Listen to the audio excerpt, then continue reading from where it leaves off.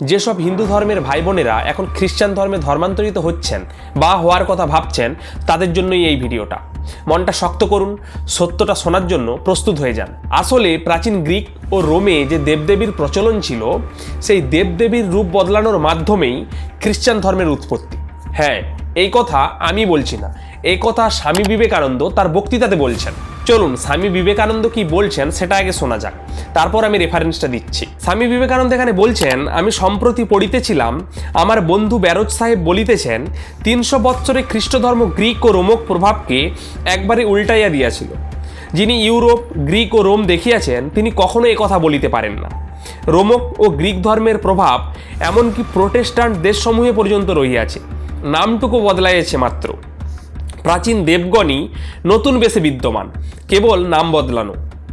দেবীগণ হইয়াছেন মেরি, দেবগণ হইয়াছেন সাধুবৃন্দ, এবং নূতন নূতন অনুষ্ঠান পদ্ধতি প্রবর্তিত হইয়াছে। এমনকি প্রাচীন উপাধি পন্টিফেক্স ম্যাক্সিমাস পর্যন্ত রহিয়াছে। এই পন্টিফেক্স ম্যাক্সিমাসটা কি? রোমদিগের পুরোহিত বিদ্যালয়ের প্রধান অধ্যক্ষ এই নামে অভিহিত হইতেন। ইহার অর্থ প্রধান পুরোহিত, পোপ এখন এই নামে অভিহিত। বইটি হলো ভারতী বিবেকানন্দ উদ্বোধন কার্যালয় থেকে প্রকাশিত।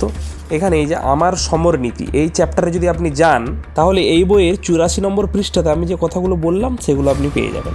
এবার ভেবে দেখুন যে আপনি যে ধর্মে ধর্মান্তরিত হচ্ছেন, আসলে সেই ধর্মের উৎপত্তি কোথা থেকে। আপনি যদি প্রত্যেক ধর্মের গোড়া খুঁজতে যান, তাহলে দেখতে পাবেন যে প্রত্যেকটি ধর্ম আমাদের সনাতন ধর্ম থেকে উৎপত্তি। সেটা নিয়ে আমরা পরে বিশদে ভিডিও বানাবো। জানতে হলে চ্যানেলটি সাবস্ক্রাইব করে অবশ্যই আমাদের পাশে থাকবেন। ধন্যবাদ। জয় সনাতন।